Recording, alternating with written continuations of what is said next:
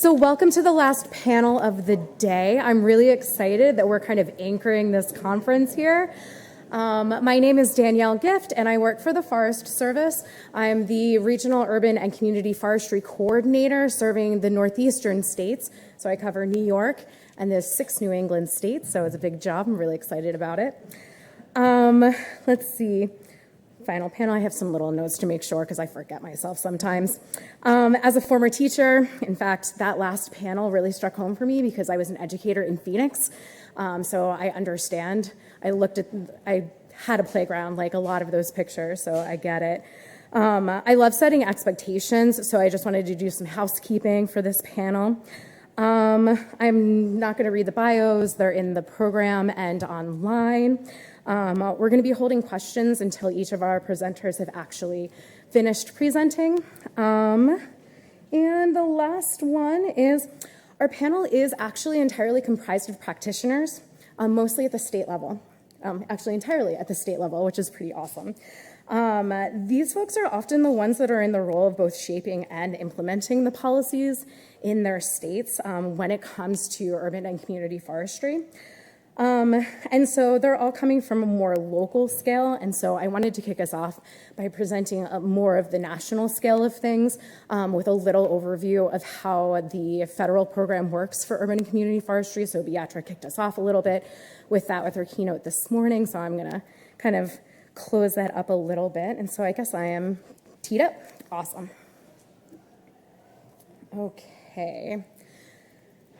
So, like I said, my name is Danielle Gift, work for the Forest Service. I am based in Durham, New Hampshire on UNH's campus.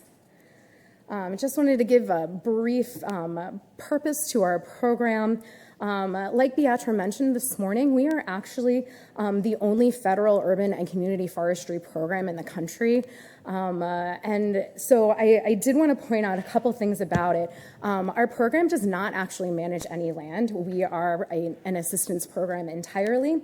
And our purpose is to provide financial and technical assistance to communities and organizations across the country to help them plan for urban forest programs that maximize the benefits of our forests.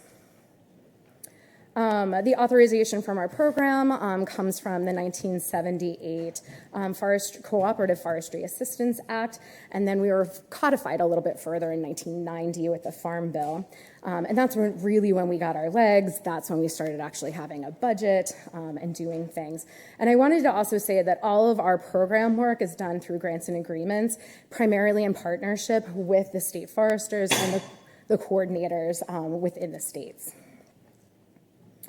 Our program is delivered through partnerships, through the financial and technical assistance, and education and outreach. So I wanted to go through that a little bit. So our partnerships, we have nationally based ones which should look very familiar to you. So we've got the Arbor Day Foundation, American Forests. Also our research branch within the agency is a huge partner of ours. And then locally, we really do rely on our state partners and the state forestry agencies. Really quickly, these are the types of assistance that we provide. So we've got our financial assistance. That's our big announcement yesterday for sure. So we've got $1.5 billion going through our program. $250 million was awarded to the states earlier this spring. And then the additional 1.14, I think she said, billion was announced yesterday. Super exciting time to be in urban forestry, I will say. So we have our annual appropriations, and then we also have some more specific grant programs and ones that are legislated, just like the Inflation Reduction Act, or IRA, like we like to call him locally. Our technical assistance looks like this. We provide a lot of trainings, and we also provide a lot of guidance and expertise and advice. We serve on tree boards, tree committees. I'm often an ex officio member of a lot of the state urban forestry councils, so I just, help provide guidance and answer questions as needed. And then finally, we have education and outreach assistance. And so if you haven't been to the Vibrant Cities Lab website, it is a one-stop shop for all things urban forestry. Highly recommend that rabbit hole on like a cold, snowy day with maybe a cup of coffee and some mac and cheese or something, whatever you do on a snowy day. And then we also have a lot of collaborations with other parts of the Forest Service. Beatrice did mention this morning our conservation education program. In my region, I'm in lockstep with my conservation ed coordinator. Her name is Susan Cox. I also work really closely with the Forest Health Group in my office. These are researchers and practitioners on the ground that are handling a lot of these really hard questions about pest and disease management, like beech leaf disease, which I know is really becoming a larger problem here, especially in Connecticut. We have the Urban Connections program, which is actually housed under the National Forest System. It's getting folks from inner cities to our national forests. So it's locally here, it's a relationship between the White Mountain National Forest and the city of Boston. And then we also have our technology and science delivery work, and we work really, really closely with our researchers at the Forest Service, like Rich in the back. So I wanted to talk a little bit more specifically, so we're going from more of the national level down to the regional level. So our program delivery is primarily through the states, and so I just wanted to give you a taste of what that looks like in practice. There are 4 basic requirements for a state to receive basic baseline funding, and so I'm going to use Connecticut, as an example on the ground. And so these are the requirements. So they need to have an urban and community forestry program coordinator, the lovely Danica right here, who will be talking next to me. They also need to have a volunteer and partnership coordinator. So in the state of Connecticut, up until this point, that's been delivered through the Urban Forestry Council, the Connecticut Forest and Parks Association, and UConn. They have to have an Urban Forestry Council. I've actually seen some members of the council from Connecticut in this room and earlier today. And then finally, they need to have a state program strategic plan. Oftentimes, it's rolled up into their state forest action plan, which is the case in Connecticut. Beyond that, those 4 things they have to do, there's a lot of flexibility of what they can do with their program. And so I did want to finish up by kind of highlighting some of the really great things that our states have done on the ground.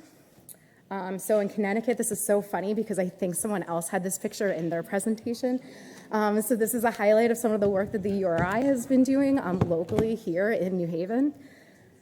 In Massachusetts, they work really closely with schools to plant trees on their properties and work with those students. I think there was a question earlier today about that even. In Maine, they've helped some communities actually put together town tree nurseries, which is going to be a bigger and bigger thing that people need to be doing, especially with all these planting initiatives coming around. In New Hampshire, which is my new home, they've actually helped with the inventory of the trees on one of the local schools, and this is actually in a town next to where I live, and so they invited me to come to a planting that they did in follow-up to this inventory, and that was this spring, which was super cool. Little kids, with baby shovels. It was really, really adorable. In New York, I see Gloria's in the audience. She's the state coordinator from there. They did a day of safety in conjunction with their state council. So this was on-the-ground training for their practitioners. In Rhode Island, I see Lou back there. He's the state coordinator for Rhode Island. They do an amazing energy-saving tree giveaway every year. And then finally, in Vermont, they're on the hunt for their big trees and making sure that they're preserving them. So these are examples of on-the-ground work that's being done using federal funding through the states. So with that, I'm going to pass it off to Danica to introduce herself and to talk about the program in Connecticut and other things. Thanks, Danielle.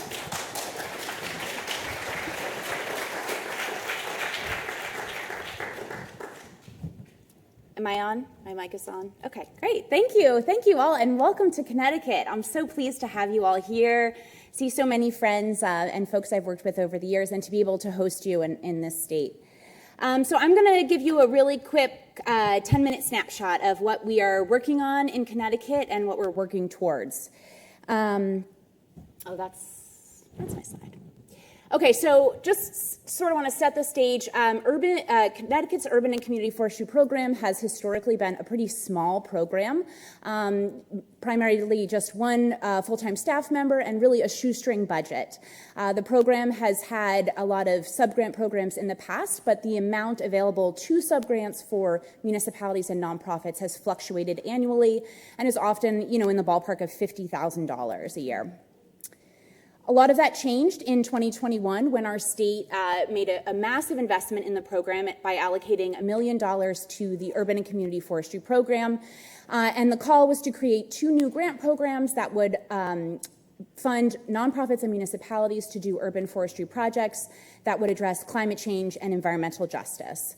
And so we work, as a small program, we rely really heavily on our partners, the Connecticut Urban Forest Council and the University of Connecticut, as Danielle mentioned. And we worked with those partners to create 2 grant programs, a climate change grant program, which was for larger subawards, the intention, of reaching some of our more established nonprofits and municipalities, ones with a proven track record of implementing urban forestry projects. And then a separate funding pool through what we called the Urban Forest Equity through Capacity Building Grant Program. And the intention with this program was to create a separate applicant pool for some of those nonprofits, municipalities, and community groups with a little bit less experience in urban forestry so that we could help them build capacity and be more competitive for future funding down the road. And so the concept behind this equity through capacity building grant program is a really awesome one. The idea is, not only to set aside funding for those up and coming groups, but to also create a resource that really coaches these groups through what it means to plan an urban forestry project, to apply for a grant program, and to implement it. And so as part of this grant program, we hosted grant writing workshops to try and break down that barrier for first-time grant writers. We hired a student from UConn to work with these groups from the onset to help them develop projects and think about what would fit within their scope and timeline. And then of the applications we received, we funded every single one that fit the RFP. So for a lot of groups, that meant it was an iterative process of receiving the proposal, giving them some feedback on the proposal, and then working with them to further refine their projects so that we thought it was a well-executable plan, and so that they got some really useful feedback about how to write a grant in the future. I love the concept for a capacity building grant program, but it's also really challenging to implement, especially when you have your own capacity issues within your own program. So I'm just going to highlight 2 of the big challenges that we really came across with this program. I think the first is that building capacity takes an incredibly long time, far longer than the duration of a 2-year grant cycle. And it also requires consistent, ongoing, and in-person assistance. And I bolded in person, and I appreciated, Rich, your comments about the value and importance of meeting these communities where they are. I think when you're working in environmental justice communities and you're working in communities that may have a deep-seated mistrust of government, going out in the field and planting trees with these groups, removing invasives with these groups, demonstrates a level of government investment that far exceeds, just passing through funding. It's also, in my opinion, a much more effective way for information transfer, both for us to learn from communities what the challenges are that they're facing, and for them to learn from us some of the best management practices in urban forestry. Another big challenge with this grant program was that, despite our best efforts to break down as many barriers to accessing this grant program as possible, we observed that key communities continue to be underrepresented in these applicant pools. So there were lots of communities that we, in our mind, were the perfect applicant, but that didn't participate. And so we kind of worked our way backwards and used 2 different data layers to try and think about what are our target areas in Connecticut. And so the map you're looking at is a map of our entire state, and the polygons that are red, orange, yellow, or green are all environmental justice communities or distressed municipalities as defined by our state statute. And we took this layer and overlaid it with our canopy cover data, our high-resolution canopy cover data for our state, so that we could kind of take a look. We're a statewide program. We could look statewide and see where do we have communities of need that have inadequate tree canopy cover, and are they participating in our programs? And I just want to say that's not to say that these communities in green, environmental justice communities situated within a more forested context don't also have forest health issues, aren't also deserving of our investment. But when you're a small program with limited resources, this prioritization is really a valuable tool. And so we took this map of looking at, where are communities with inadequate canopy, and we looked at it next to a map showing us where all of our grant funding went from that program with the state funding. And so there's some nice checks in here, so we can see, does this have a pointer? Okay, well, you get the idea. So, so areas like New Haven, I can't describe things, but look at the bottom of this state, kind of in the middle. Yeah, you know what I'm talking about. So this area of New Haven, we have a lot of red, indicating we've got a lot of environmental justice communities with less than 30% tree canopy cover. They're a target. They're would be good applicants for our grant program. And we see on the map to the right that is a municipality that's dark green, indicating they received multiple and larger amounts of the grant funding. And so that makes sense. That's a nice check for us. But I think this map is also a roadmap for the future, because all of the municipalities that you see in gray, those are communities that we know have a lot of these same issues, but that we're not seeing apply to our grant programs. And even some of the ones in lighter yellow, those are groups that applied because we worked really closely with them. But those are small awards, and those are groups we want to continue that momentum and energy and foster them on, especially with, this Inflation Reduction Act funding coming down the road. So we're fortunate. We, in 2023, got another state allocation based off the success of this program. And rather than just continue to just do another sub-grant program, we wanted to kind of take some of those lessons learned and take a step, the step before applying to the grant, and that's establishing connections in communities that we don't have existing relationships. And so we're working really closely with our partners at University of Connecticut. I see Dr. Dobbs in the room today. And the idea is to take maps like the ones I just showed you and identify a few key communities where we want to do more intensive stakeholder mapping, outreach, and community visioning sessions so that we can help establish our presence, but so we can also learn more from these communities what their needs are and develop programs that reflect that. Maybe they don't have the capacity to apply for a grant program, or maybe a sub-grant program isn't the resource that they need at this time, and that's feedback we want to be able to take back to our program. And this is, all too important now. We're all talking about Inflation Reduction Act, this unprecedented funding. You can see, I mentioned Connecticut, shoestring budget. Historically, our sub-grant programs have not been really huge. And in 2023, we have this massive influx through Inflation Reduction Act and bipartisan infrastructure law. And so, having this funding is so incredibly exciting for our program. But we also know from previous experience that it's not just about sub-grant opportunities, but that it's also really important to reach those communities that we don't have contact in just yet. And so I wanted to close out my presentation with this map because I think this is a nice example of a way we're able to leverage our state funding to complement this federal funding that's coming.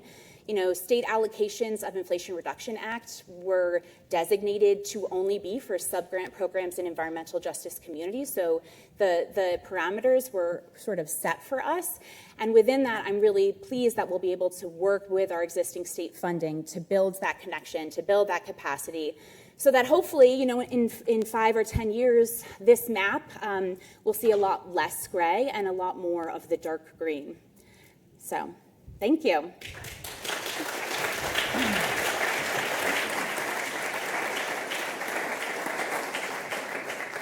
Thank you, Danica. Up next is Ben Thompson with Washington State on the other side of the country.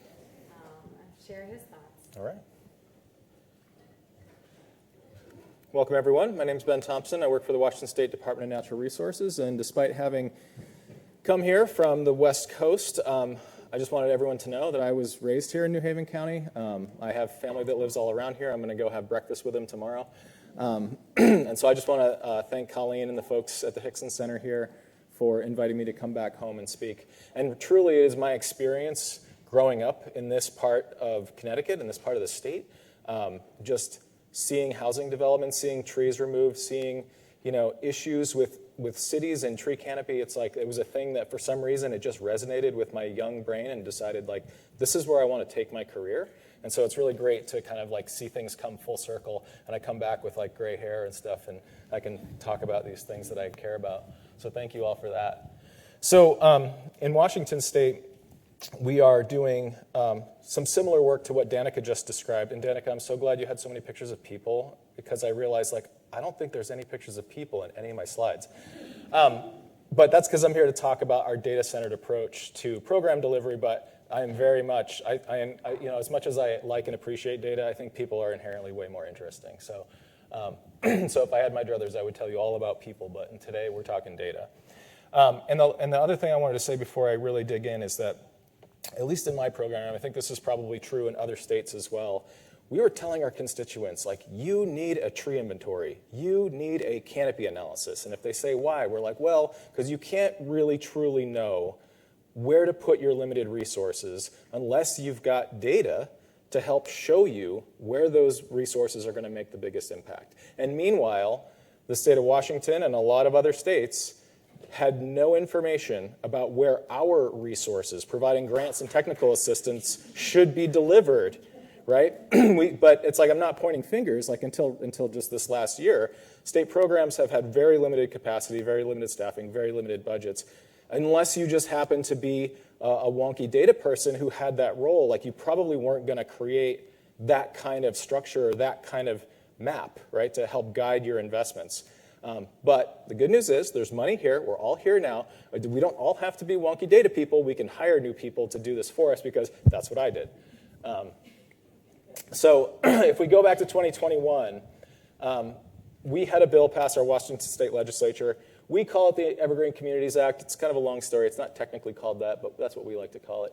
It is now RCW 7615. That's a revised code of Washington. It's in state law. And these are paraphrased snippets of what this law says. That we want to identify priority regions for implementation of urban forestry programs using data on urban tree canopy, salmon habitat, and the health disparities map, which I'll talk about in a little bit. The interesting thing about tree canopy is that we didn't have tree canopy data for the whole state, so we started using NLCD data, that 30-meter resolution that they use for the National Forest System. And then just like out of the blue, our Department of Ecology, which is kind of like our EPA-related state agency, just happened to mention offhandedly, oh yeah, we just bought a full high-res statewide land cover data set. And we're like, you did? And it's like, well, they want to start looking at regulating tree canopy as part of stormwater permitting. And so they wanted the data so that when a city said, oh, we don't like this idea because we don't have the data, they're like, okay, well, here, we got the data for you. And so now we have the data too, and it's actually 6-inch resolution. But they are not letting everyone play with that, because we don't need to be reading people's license plates or anything. It's just the state agencies are going to get that rolled up into 1-meter resolution, and there's going to be a version available to the public that's 3-meter resolution. But we also are obligated to consult with tribes and watersheds where urban forestry work is taking place. A little bit vague, but we like it. And ensure a minimum of 50% of our program resources, that's our grant funding, that's our staff time, that's everything, is dedicated to the vulnerable populations in highly impacted communities, which there's a definition for. And then we also have to conduct a statewide inventory of urban and community forests, which is technically our urban forest and inventory and analysis program. This exists in a few other states, or at least in a few other large metropolitan areas. And we have yet to actually launch that. So I'm not here to talk about that today, but I hope to come back some other time, because I think it's going to be one of the coolest things that we do. But we're not doing this because the state law tells us to. This was legislation that we proposed to our state legislature. We essentially wrote the first draft of this and put it forward and said, what do you think? And it's not as simple as this, but the legislature, of course, was like, okay, well, we agree, the bill passes, and here we go. We got $3 million out of this bill to increase our staffing from 3 FTEs to 9 FTEs plus 2 business support positions. And one of those business support positions is our GIS and data analyst. So I mentioned the Washington Health Disparities Map. This was put together by our State Department of Health. And what this essentially is, I think there's 19 different data sets that are put into this map. It's essentially a pollution exposure map plus socioeconomic and demographic data. And one of the drivers behind this was that if state agencies were going to be allocating resources to communities, thank you, then we would know where to put those resources. So it's essentially a prioritization. So if we zoom in, you can see the areas that are ranked 9s and 10s. Those are considered the highly impacted communities. Just zoomed in on the Seattle and Tacoma areas here, you can see there's a lot of demand. I would have liked to include more information about Eastern Washington as well, but I only have 3 minutes left, so I knew I couldn't get it in. I could barely get these in. So anyway, lots of demand in the Puget Sound region, but also statewide in places like Yakima and Spokane. So we had to build this program prioritization. So this is our map, and it includes information from the health disparities map. We also included the information about salmon habitat, and there's a number of other things that we put in here. So I wanted to focus on Tacoma for a little bit. Tacoma, that's, the area where the star is there is the Tacoma Mall Regional Growth Area. Tacoma Mall, it's a metro, it's basically like a center for commerce, lots of stores, lots of shops, within the mall, but also surrounding the mall. Has very low tree canopy, about 9%, and that is about half, maybe less than half, of the city's overall tree canopy. You can kind of see the aerial here. But when you click on our prioritization map, you can see these data that we put in there. It's got an impervious cover of 62%, canopy cover of just under 10%. We put our CARS data, that's Community Accountability Reporting System, in there, and there's some other things in there. But if you look at the text on the bottom, this is what we're going to use to tell people that when they're applying for grants, you can click on a spot on our map, and it will tell them, this is how your project location ranks. You're going to be eligible for a federal IRA pass-through grant from our program, or you're not going to be eligible if you're outside that line. Or it's like you're going to be eligible for some of our state funding where we have reduced match for projects that emphasize environmental justice. This is the tree equity score for that same location. You can see it shows the canopy cover around 9% and that it's a high priority. So this is a new partnership that we're engaging in with American Forests. We're essentially copying Rhode Island's good idea of getting statewide tree equity mapping through this partnership that's still emerging. So in the near future, American Forests will have built out a statewide tree equity map for us that will be complementary in many ways to the other maps that I've just shown you. Now, this is a little bit of a pivot, but we are also taking street and park tree data, so just point-based inventory data for trees, and we're putting it all together in one data set. And so this is a combination of cities that have either shared their data with us because they went out and collected it themselves, or places where we had made investments over the years through our grant program to get inventory data collected, and we're aggregating it. So any of you that were at the Partners Conference in Seattle last year may have seen a presentation from the state of California. They have, I think, over 7 million trees in their aggregated statewide data set. We have just over 500,000. But already, while that's not much, we can just look at here. This is our species distribution. The 10 most common species in Washington, street trees and park trees that we have data for, only 3 of those species are native species. And it's basically because you can't take a Doug fir that gets to be 3 or 4 feet in diameter and stick it in a 4-foot planting strip. It doesn't work. You could. It's not smart, though. And so using data like this, we can help cities like Tacoma and others, for the data that we have for them, start doing these pest vulnerability assessments. So this one is showing Asian longhorn beetle, but if you look across the top, we've got spongy moth, citrus longhorn, spotted lanternfly, emerald ash borer. Emerald ash borer just discovered in Portland last summer. We also have another one called Mediterranean oak borer, which is come up from California, and our only native oak tree is susceptible to it. It's been discovered in Oregon now, and so we're over here in Washington just like, please stay away, But anyway, we can use these data to help cities make better decisions, because as good a work they're doing in Tacoma, they're our 3rd largest city. They're probably around 220,000 people or so. They have a city forester, a project position that supports that, and then an arborist in their, like a forester in their Metropolitan Parks Department, and that's pretty much it. There's no maintenance program whatsoever. All the maintenance is deferred to the adjacent property owner. But we also got a grant from the Forest Service, an LSR, Landscape Scale Restoration Grant. It was $200,000. We helped invest it in that same Tacoma Mall Growth Center.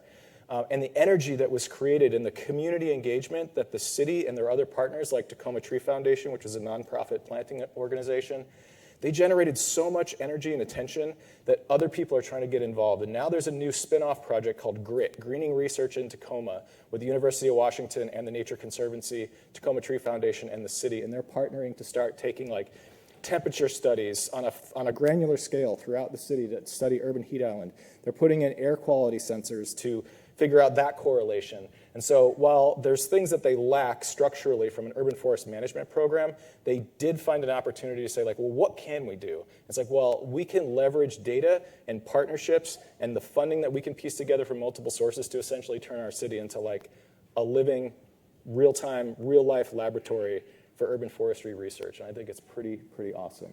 Because that's what these little investments can do. It's like we got $200,000 in federal money, and it has just mushroomed into all of this cool, amazing work. And we can continue to support the city with our own data products. And so whether this is just about, this is all like very high level, right?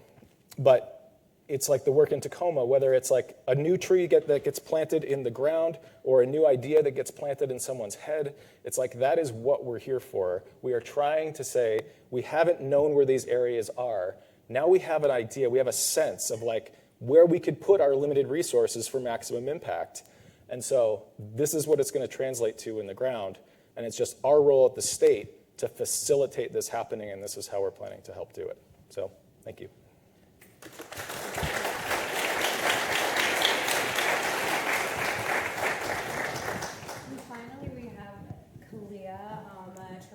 She is from the Great Commonwealth of Pennsylvania and is going to be talking about her program. Hello, can everybody hear me? Thank you all. Happy Friday. The last presentation of the day. I'll try to keep it short and sweet and stick to my notes as closely as possible. So this presentation will highlight the technical assistance process viewed from a community's perspective based on their capacities, challenges, and resources. When I say technical assistance, I mean grant writing.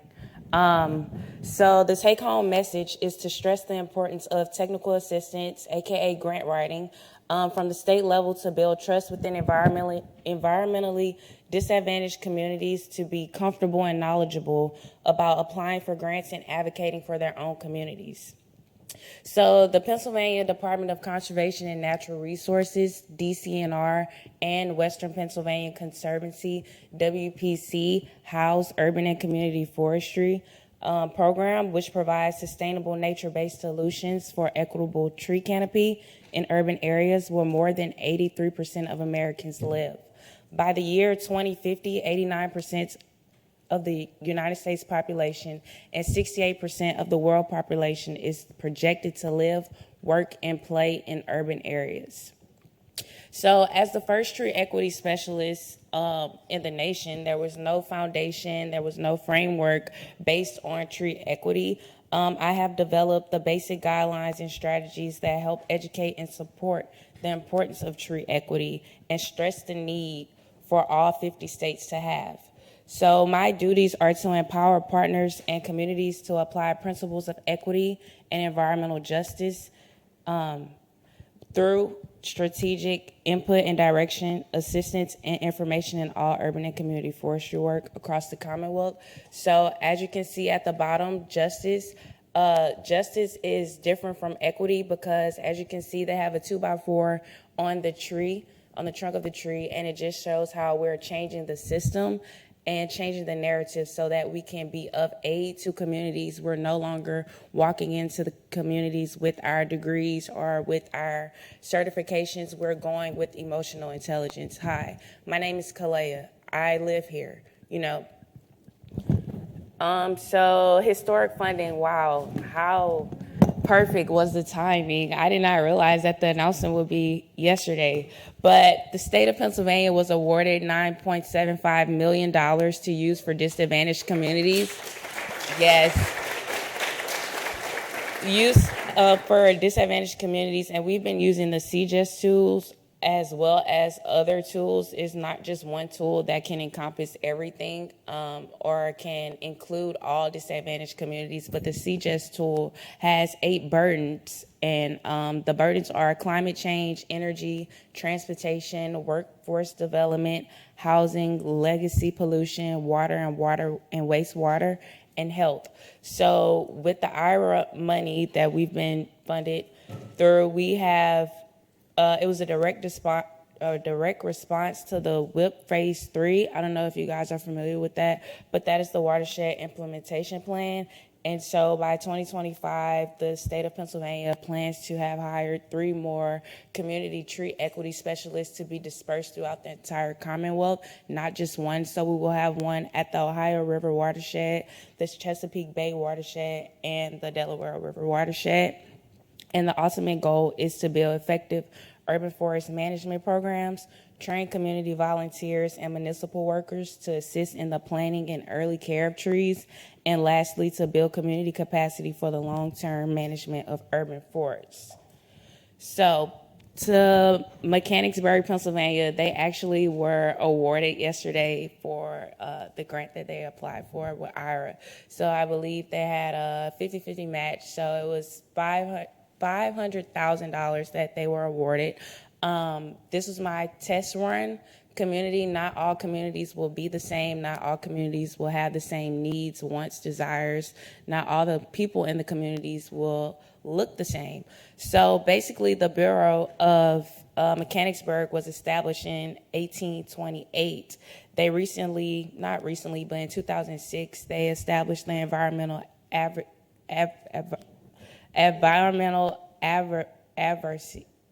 Advisory. Sorry. I know, I'm speaking so quickly. I'm sorry, guys. I don't want to hold you too long. Environmental Advisory Council tasked with recommending and implementing changes throughout the Bureau to better the local environment. So in 2007, they got a shade tree commission. And then most recently in the spring 2023, who I work most closely with the grant writing process, they hire an environmental programs manager. So their basic overview of their application was just to plant 500 trees by the year 2028. Not only plant, but they wanted to do this to as an initiative to radicalize the Bureau's approach to the expansion and regeneration of their urban canopy. So the ideas for this grant expand far beyond just planting trees, but they include creating junior shade tree commissions, protection for more trees, removing invasive species, and training to increase public stewardship.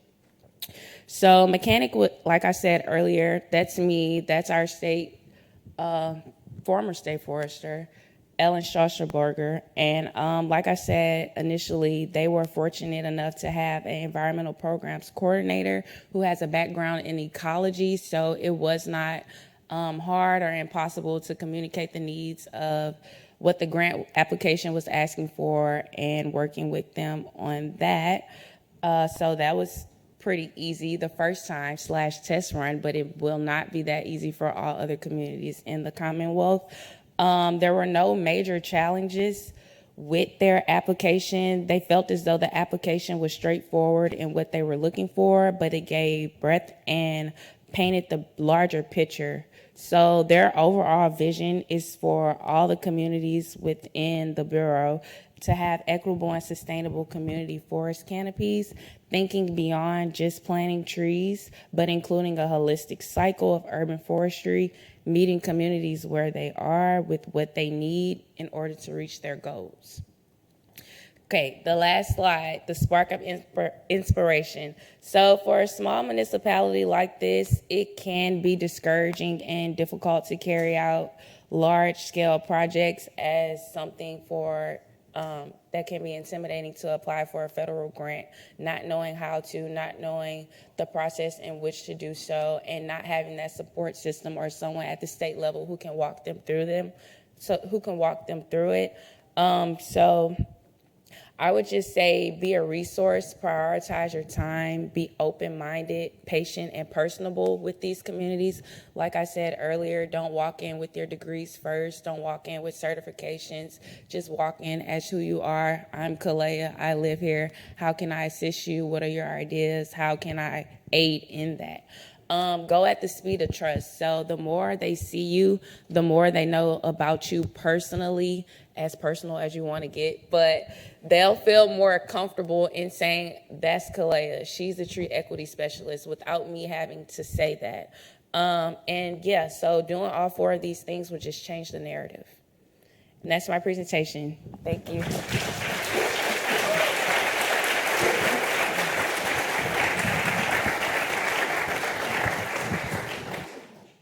Thank you so much, all 3 of you. It's been a delight to work with you before this, but then also to see the wonderful work that you're doing locally within your states.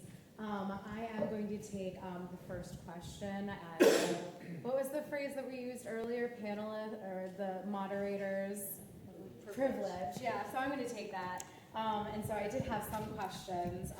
So I think one of the things that I wanted to know, kind of pulling it back to the beginning when I was talking about the national level of things, and there have been some allusions to working with other states and other regional cooperators. And so, my question, just like animals, forests don't pay much attention to political boundaries.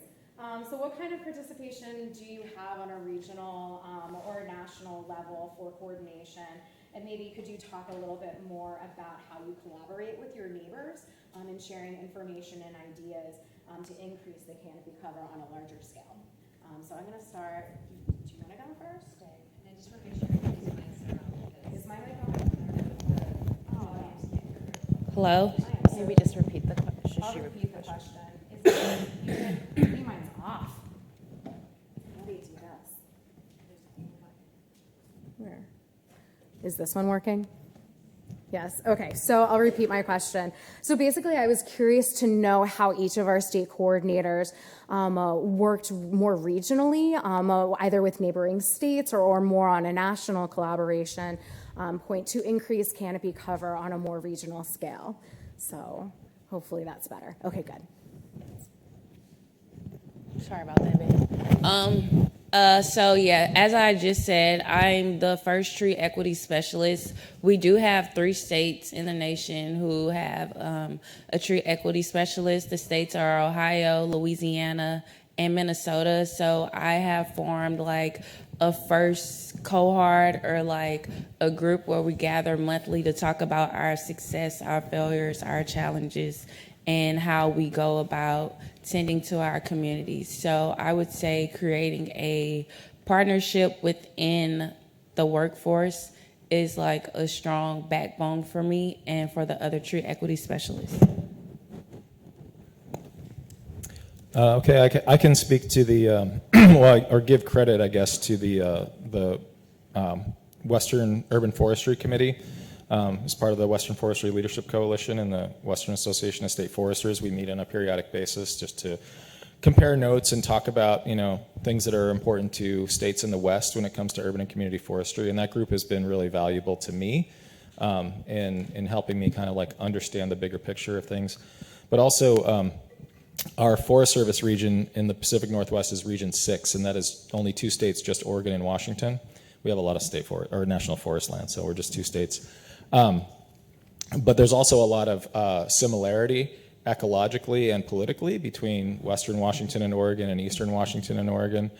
So we have a long history of collaboration with the state of Oregon in particular, a little bit with Idaho, not quite as much. But we have done like dual state trainings to bring people from both states together before in the past.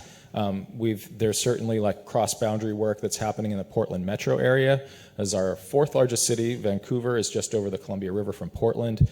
Friends of Trees, which is based in Oregon, they do a lot of planting in Vancouver. And more recently, we have been exploring through the investments we're making in pest readiness with a separate grant from the Forest Service to start looking at what are the pest pathways between Oregon and Washington. And so we haven't quite gotten there yet, but like we would like to potentially take inventory data from cities on either side of the Columbia River or either side of the boundary there and see like, okay, well, what are the host species that could support, or host trees that could support what species, and how would those potentially move between states, and is there a way that we can increase coordination around that? So, thanks. Yeah, and in Connecticut, we're part of the Northeast Midwest region, so you know the Maine to, sorry, I go the other way. So I go Minnesota to Missouri to Maryland to Maine.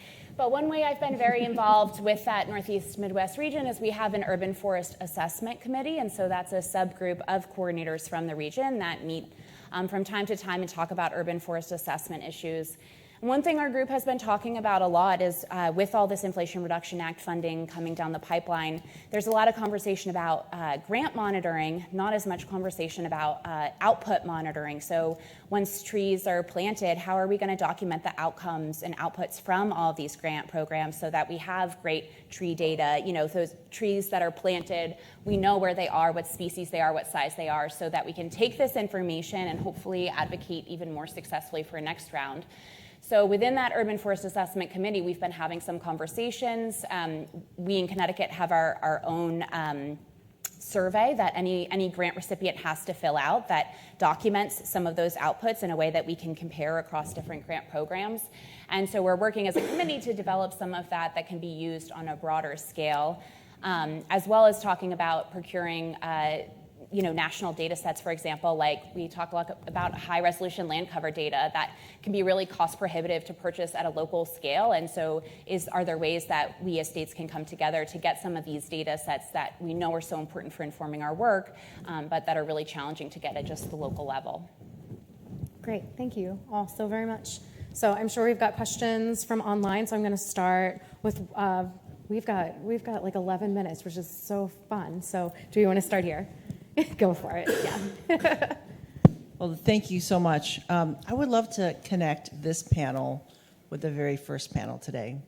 You know, first panel we heard from mayors, and it seemed one of the big take-home messages was, well, the whole title of that panel was transformative leadership and the importance of having a vision, doing the right thing regardless of the tenure. And we also heard that the mayors were saying it's so important to make the connection at the local level, right? Knocking on doors, making that human connection. You're all working at a very different scale now. You're working at the state scale. I didn't hear anyone talk about leadership at the state scale. It seemed about how to get it done in terms of data, in terms of getting information. I'm curious to know how much does what we heard from the mayors, how much does that matter at the state level? So that's one question. How much interaction is there for cities or sub-state level to interact with the state? It just seems like there's a bit of a disconnect at the city level versus the state level, but if we really want to build resilience, we need to go beyond individual cities. Clearly, cities and mayors have such a big impact. It's not clear to me, does the governor make the decision? I have no idea. And so that's my second question, right? And then my third question is, I know there's a lot of people. I know we have 11 minutes, but I have a lot of questions. And you can pick and choose. You don't have to, answer all three, but I know there are a lot of people online who are tuning in who are outside of the U.S. And clearly we have a number of mayors and in the audience who are from outside of the U.S. What lessons do you think, from your vantage point, are generalizable beyond Pennsylvania, Washington, Connecticut? I mean, you don't have to think like, how is this applicable in Greece or Sierra Leone, but just outside of your particular context, what lessons have you learned about making this work that we can scale to the world? Small question. I can address part of that. So I think that, for me, lessons learned and thinking about how to, approach this work more broadly, we, in our role as, state coordinators, state urban foresters, are often getting funding, which is super exciting, and having very short timelines to spend down that funding. And so funding often is getting channeled into programs, and, the pressure is on us to spend that down in the communities that need it. rarely do we have the opportunity to go into communities first, to work with municipalities, to work with mayors, and to have those conversations and then bring that up. It seems like maybe in Washington you guys had a little bit of success impacting policy, and I think that's something we're working on in Connecticut, but I think it is really challenging, and the timeframes of grant cycles can make it also really hard for us to work all of that into the program and the mission that we're trying to accomplish. Yeah, I can add to that. I totally agree, Danica. And I think a thing to keep in mind is that as exciting as all of this is, or this moment is right now, like from the state level, we are playing catch up. We are playing, just like, Beatra talked this morning about how, they were like, oh, how's your tiny little program going to handle $1 billion? And she was like, okay, well, you just watch. I'll call you, right? So it's like at the state level, it's kind of the same thing, right? Now, in Washington, we were like a little bit ahead of inflation reduction with our state legislature funding, but not very far. And like you were talking about, capacity building takes time. Like we are still in that. We got the funding in 2021, and we're still trying to get all of our people hired and like get everyone trained up and get everyone onboarded. And so, and that's like in addition to the regular stuff we have to do. And now there's new funding coming in. So it's like, I'm exhausted. That's why I have bags under my eyes, folks. I am exhausted. And so it's hard to like maintain program function, grow program function, and then participate in leadership activities that take it even further if people don't even know who you are, right? It's like, even in my own state, I would love to say that we have a great relationship with all of our municipalities, but like a lot of them just don't know who we are. And I'm trying to figure out like, how can I launch a campaign to let these people know that these dollars are available, right? The other thing too is that I started working with Washington's Department of Natural Resources in 2002 to 2007. I left, came back, whatever. But in the early 2000s, it was a much different agency than it is now. And so I suspect it's probably the case in other state forestry agencies where they are there to do forestry as the definition is in the textbook from 1950, following the new trends in that side of the forestry business. And then like, oh, urban forestry, oh, you get like some little federal funding here and there. Like, okay, well, continue to just do whatever it is that you do, because I'm not even sure, right? And so urban foresters might not even be very well recognized within their own state agencies. Now, but I think that there's an important thing about timing. So I think the federal funding came at a very important time, because what I experienced in Washington State was that people I had never talked to, people I didn't know existed, started popping up with questions about urban forestry. And there are other state agencies, there are state legislators, there are people within my own agency, right? And it's like, I didn't tell them that urban forestry was cool. Like they figured it out from somewhere else, right? So it's like the word got out that this is important, that we need more resources. And so then other people started coming to me. So I've had an opportunity to get like invited to some cool meetings with people talking about, like I just found out a couple days ago, our State Department of Fish and Wildlife is like starting a study on urban tree density at the watershed scale because they're concerned about habitat for salmon. And it's like, really? That's amazing. It's like, I'm not even capable of that. So I think that if you haven't seen that in your states, like keep an eye out for it, because the benefit that I've received is that since there are so many people taking an interest in it, I don't have to carry that weight too. I can rely on other people in my agency, I can rely on our partners to help make some of those connections and sort of be the leadership that raises the entire profession, the entire industry, the entire scope of need to a higher level. So. Thanks, Danica and Ben. So I just wanted to add that it's better to have a force behind you. I consider myself being a middle woman, basically involved with the state and the community. So I feel as though if I have a relationship with both, I can kind of be a buffer and decipher what is trying to be said and how it could be communicated, because we still have to remember that these communities have been hurt in the past by the government. So when they see or hear DCNR, they're like, okay, they're just here to give us money, or they're just here to take over our lawns. They're just here to take over our neighborhoods. So it's a disconnect with trust. So I just see myself as being the person to build that trust back. And also, I think you had a question about take-home message from the state, or what was the exact question? So I know, like, for Pennsylvania, we're struggling. What I'm noticing, like, our state agencies are struggling with the fear of failure. So we're trying to get past not being afraid to implement these ideas, not being afraid to allow communities to lead, and we support and follow. So I think just be fearless and listen, actually actively listen to the communities and see what they have to say and try to incorporate and add to that, and not just be so quick to shut it down and say, no, we're the government, we have this amount of money, and this is what we're here to do. Thank you. Can we take questions from online? We have a couple of questions that are very specific to data. And so they're probably mostly for Ben, but I'll just say that they're related. One asks about how you're creating unique tree identifiers for your inventory. Let me just give you a couple at once because they're kind of related. Someone also asks about what data set were used for your tree canopy coverage. Was it comparable to Landsat data sets that have been used for delineating urban heat island? I'll stop with those. The Canopy one's easy. I don't know because we just got that data set a couple weeks ago, and it was handled by the person that we have to do the GIS and data analysis work. So I don't have that information at the ready.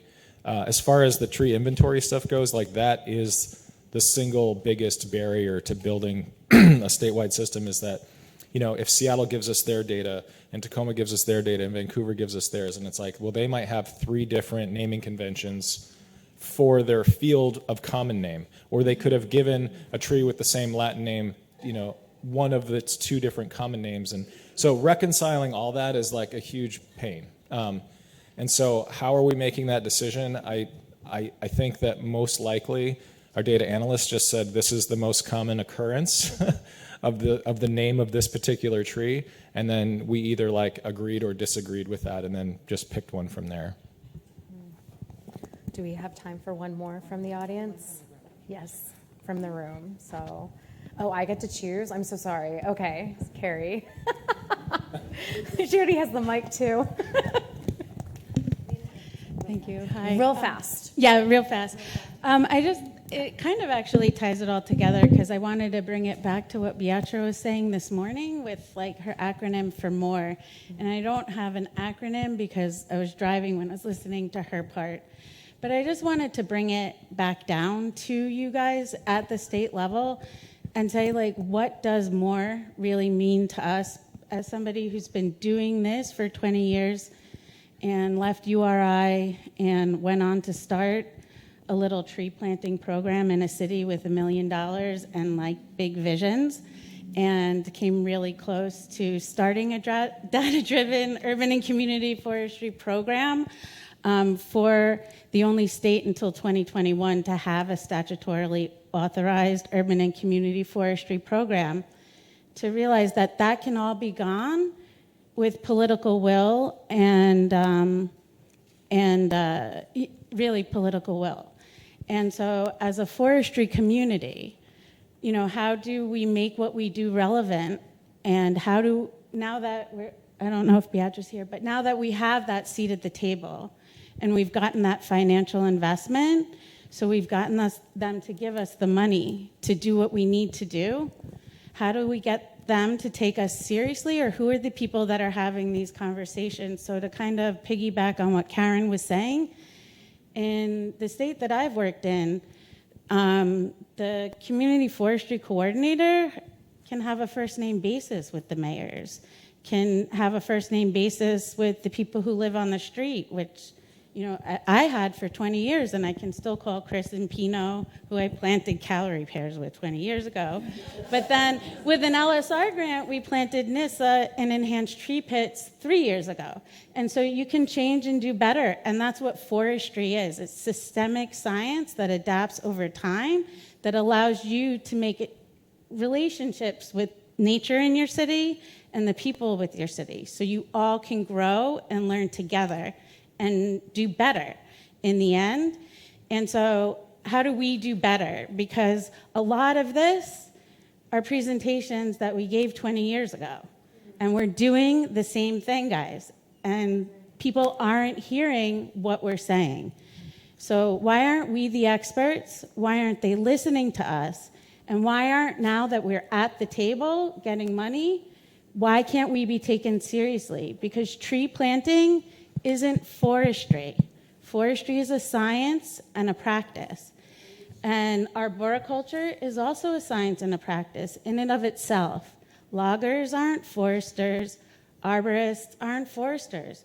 Each one is a practice worthy of investment. And until we see each one as a practice and a science of itself, and we invest in each one as a career path worthy of investment in these communities for the people who are interested in those things in and of itself for what they are, we're not going to get to the places we want to be, because the political will only see trees as trees, and they won't see the forests and the systems and the people who live in it.